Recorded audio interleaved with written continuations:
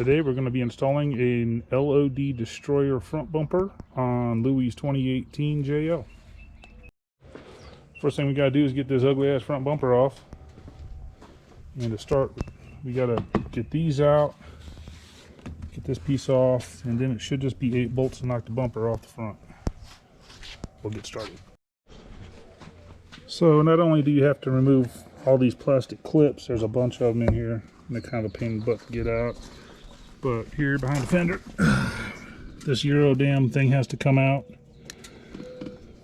So I'm thinking we'll just take that one screw out and that should get us. If not, yeah, we just rip and tear. So as it turns out, there's more clips under here for the air dam. Louis over here struggling with it right now, the last one. Then we got 2 8mm screws that have to come out to get this air dam out of the way. Then we can access the bolts on the back side of the bumper. And that's only the beginning of it, because we're going to reuse those driving lights in the new bumper. So get the lights out, and then we got to take that whole front bumper apart to get the wiring harness out. So right there on the passenger side frame is the connector for the driving lights. So we got to disconnect that too. All right, we kicked its ass. It fought us, but we got it off. So now what we got to do is take these covers off, all these little screws here, to access the lights. Then we got to take these 4 bolts out here, and there might actually be some farther up in there, because we got to get this wiring harness out, and that's routed all through here. And so we're not done yet.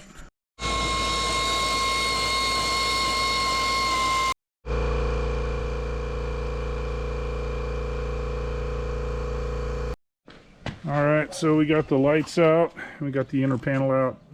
These screws are T20s. Torx bit. Yeah, Torx bit T20. Now we just got to go through and cut all these zip tie things to get that wiring harness out.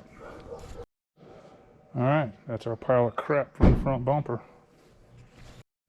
Alright, so we're done installing the LoD Shorty destroyer front bumper. That was not fun. I'm sorry we didn't take more pictures of the process in as we were doing it, but we were getting really frustrated with a lot of things. So this is not an easy install. You can see the lights are a little recessed. That's the way they're designed.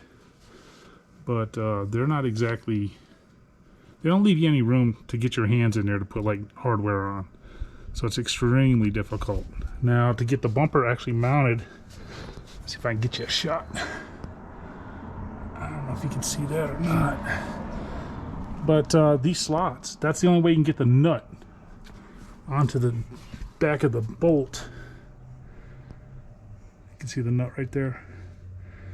So the way you have to do that is you have to put the bolt through on the back, holding it, and using some kind of wrench with tape on it, reach up in there and try to get that thing to get started. I use this old piece of crap here. It's a line wrench, but it worked out really well because it holds it on, you know, more than just 3 sides. So there might have been an expletive or 10 muttered through the whole process.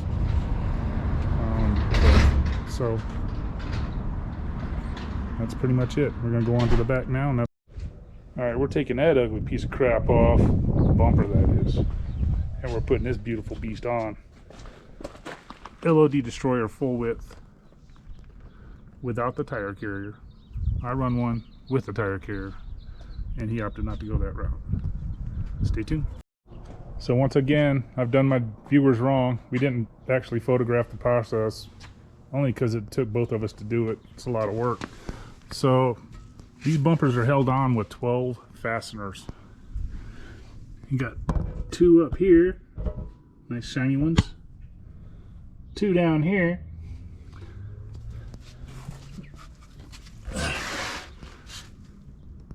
4 here, where the stock trailer hitch mount would have been. 2 up in there.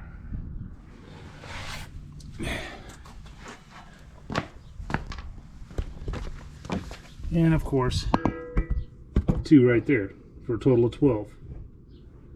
This bumper is not going anywhere as long as you tighten up the bolts all the way. So one of the things about the LoD Destroyer is there's no license plate provision. They sell a license plate bracket that'll mount here, but it kind of sticks out. It's kind of ugly. Louis opted to go with the tire mounted license plate relocation bracket, and what you got to do is you got to run lights to it. So what we've done is, that was the original connector for the lights for the license plate.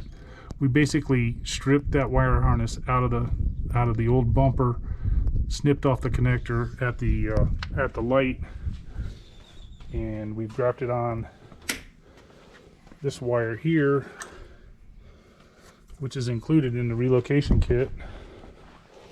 We ran it underneath on top of the rear frame,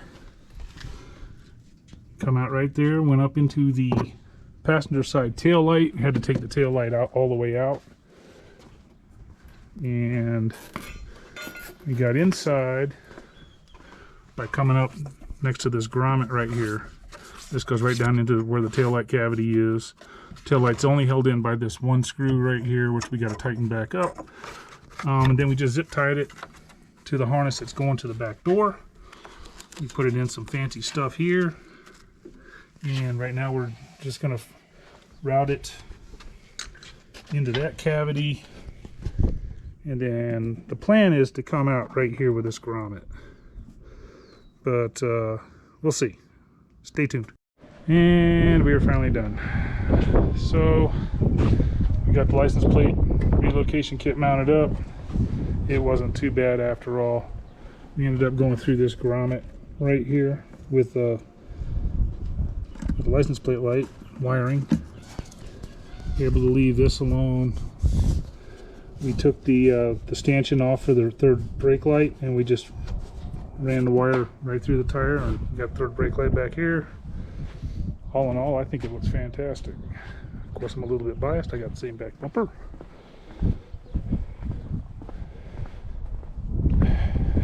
And that's the front. Yep, big improvements.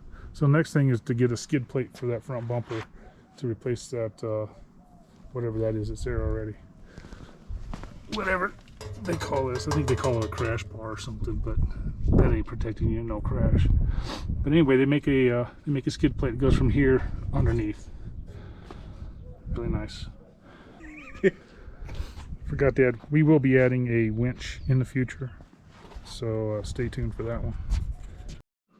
Well, there you have it. That's the install of the LoD Destroyer front shorty bumper, as well as the LoD Destroyer rear bumper, no tire carrier. I'm sorry we couldn't make that more of a step-by-step, but it was very difficult to install the front for sure. And I would highly recommend that you have 2 people if you decide to embark on this on your own. I have installed them by myself before, but it's definitely always better with a second set of hands and a second set of eyes. So just be prepared for some difficulties if you're putting the fog lights in. They don't give you a lot of room to get your hands in there, and we actually ended up having to use the tape and wrench technique to get the lights installed. Make sure you do that on the ground, not in the Jeep. You're gonna have to do that beforehand.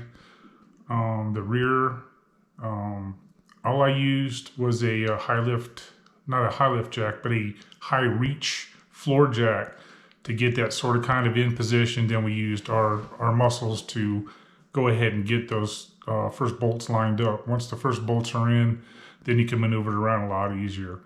So, like I said, sorry this wasn't a step-by-step procedure. I highly, highly recommend LoD products. I've pretty much been a fanboy on my last 4 Jeeps. I've had sliders and bumpers on all 4 of them. And I just can't emphasize enough just how good they are.